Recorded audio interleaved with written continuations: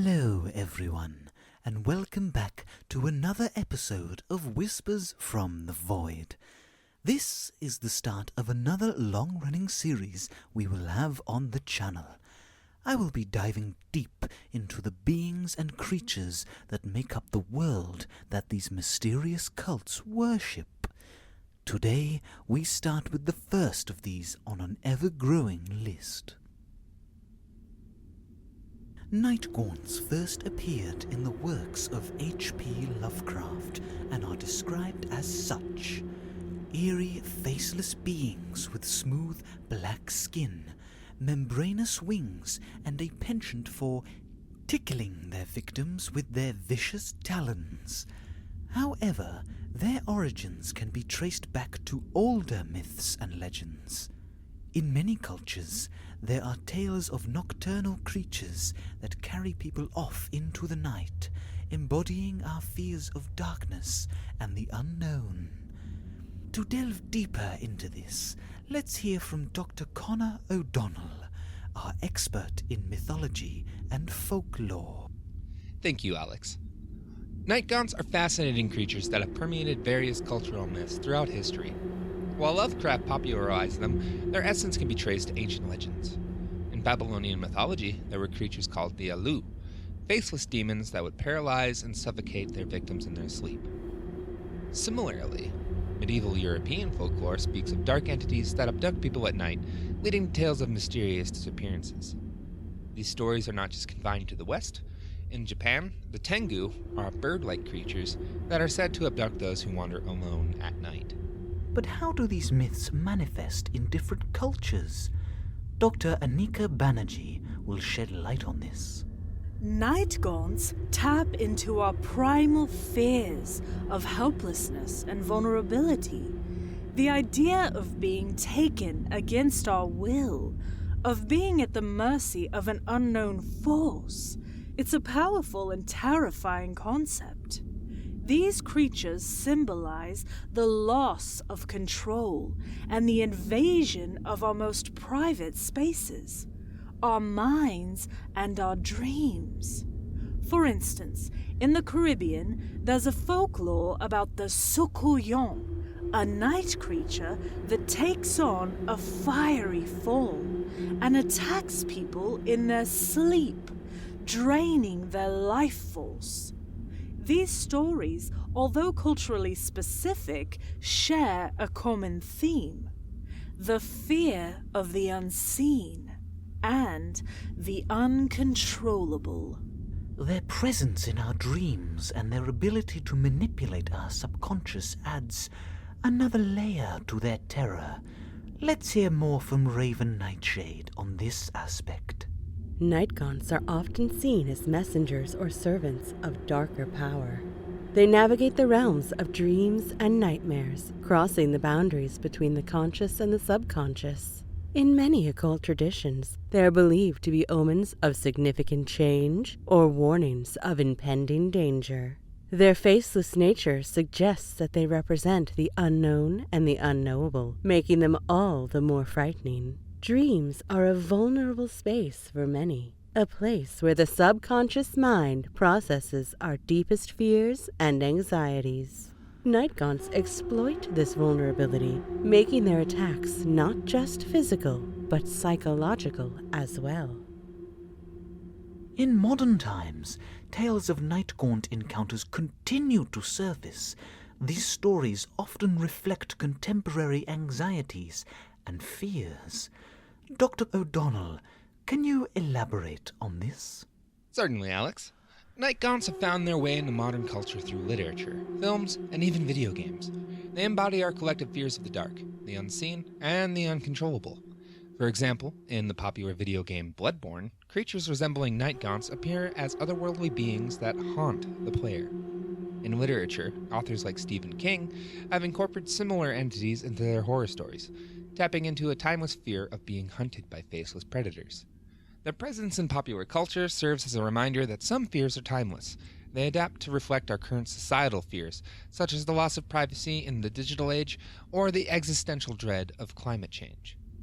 But why do these creatures continue to resonate with us today?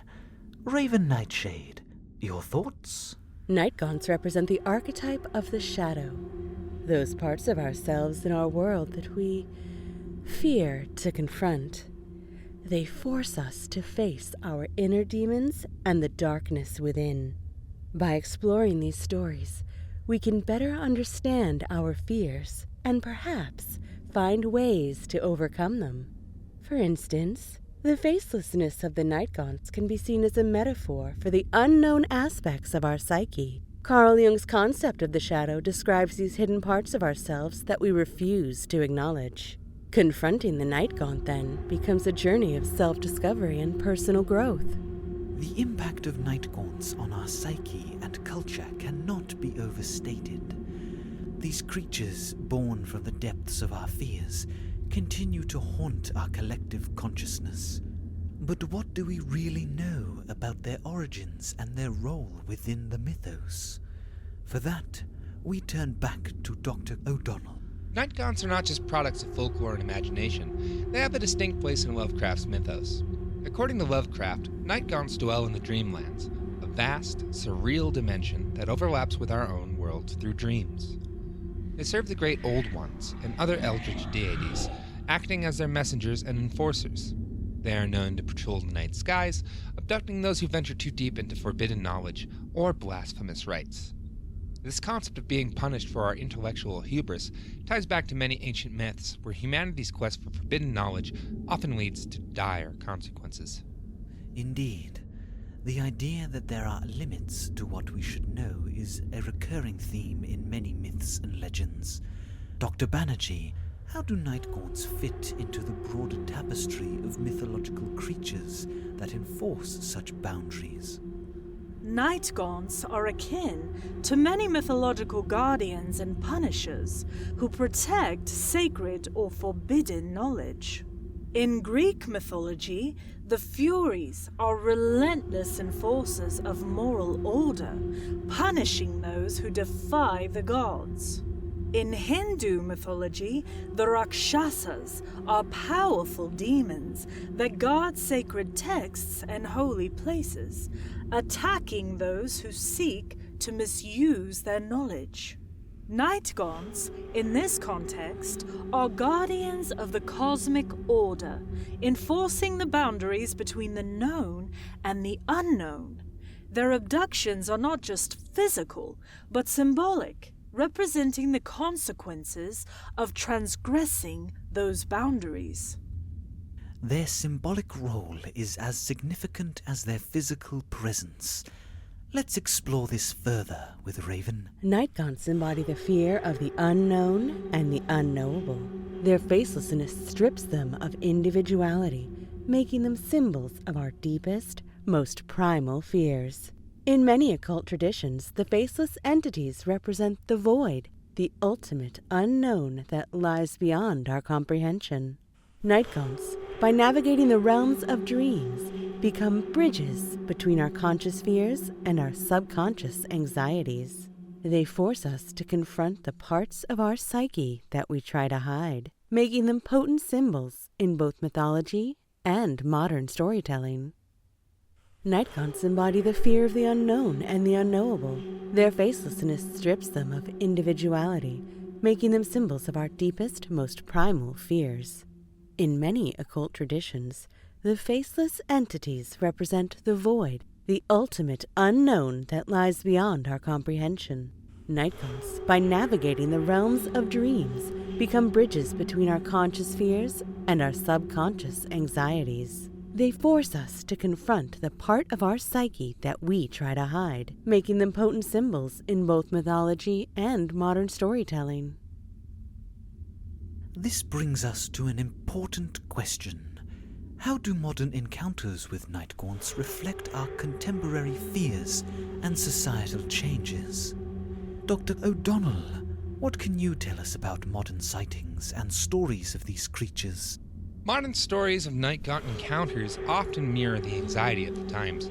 During the Cold War, tales of faceless abductors were common, reflecting fears of surveillance and the loss of personal freedom.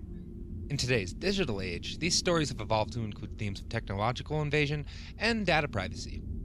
People report seeing shadowy figures in their peripheral vision while working late at night on their computers, or experiencing night terrors where they are paralyzed and unable to move, a modern twist on the ancient myth of the night hag. These stories are a testament to how Nightgaunts adapt to our evolving fears. The faceless abductor is a timeless archetype, reflecting our dread of being watched and controlled by unseen forces. Whether it's fear of the government's surveillance, corporate data mining, or even unknown algorithms that influence our daily lives, Nightgaunts symbolize our loss of autonomy and privacy in an increasingly interconnected world. It's fascinating how these ancient fears morph to stay relevant. But let's dive deeper into the occult and esoteric traditions surrounding Nightgaunts. Aleister Crowley, can you share your insights on how these creatures are viewed in esoteric circles, and how one might summon or banish them? Of course, Alex. Within esoteric traditions, Nightgaunts are considered both a warning and a test. Summoning a Nightgaunt is no simple task. It requires a profound understanding of the Dreamlands and the precise use of arcane rituals. The summoner must be prepared to face their darkest fears, as Nightgaunts feed on the energy of terror and despair. To summon a Nightgaunt, one might use a combination of ancient symbols and invocations typically found in forbidden texts, like the Necronomicon. These rituals often involve a personal sacrifice or the creation of a symbolic gateway, such as a mirror or a portal drawn with enchanted materials. And what about banishing them? Banishing Nightgaunts is equally complex and dangerous. It requires not just deep knowledge of the correct incantations, but also a deep personal clarity and fortitude. The banishing ritual often involves reversing the summoning process, closing any open gateways and purifying the space with elements like salt and iron, which are traditional in many cultures for warding off evil. Additionally, asserting one's willpower and fearlessness is crucial. Nightgaunts prey on the doubt and fear, so a strong mental state is essential for the banishing to be effective. This interaction with the unseen, through both summoning and banishing, highlights the profound connection between our internal struggles and the external manifestations of those fears. Nightgaunts, therefore, not only represent a physical threat, but also a psychological one, challenging individuals to confront and overcome their deepest anxieties. Indeed, Alex. The psychological aspect of Nightgaunts is what makes them so enduring in horror and myth. They are not just creatures to be feared for their physical actions, but also for the mental and emotional turmoil that they can induce. This dual threat is what cements their place in the pantheon of mythical creatures that continue to captivate and horrify us to this day. As we conclude today's episode on Nightgaunts, we are reminded of the power of myth and legend to reflect and amplify the human condition. These creatures, born from the depths of human fear, serve as mirrors to our collective psyche, reflecting our insecurities, our struggles, and our indomitable spirit to confront the unknown. Thank you, Dr. O'Donnell, Dr. Banerjee, Raven Nightshade, and Mr. Crowley for your insights today. And thank you, our listeners, for joining us on this journey into the shadows. Stay tuned for our next episode, where we'll explore another enigmatic creature from the depths of the Lovecraftian universe. Until then, keep your minds open but guarded, and remember, the darkest corners of our world are often the most enlightening. This has been Whispers from the Void. Good night, and stay curious.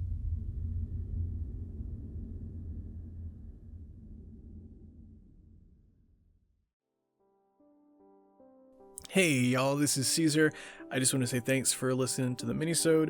Thanks for all of the reception we've been getting for the show itself. I'm really excited to bring y'all episode 2. We are working on it, and the plan is to release it by the end of August, so look for that. If you want to stay tuned with any news that we have for the show and any release dates, updates, follow us on Twitter, TikTok, and Instagram at WFTVPod, or on Facebook at Whispers from the Void.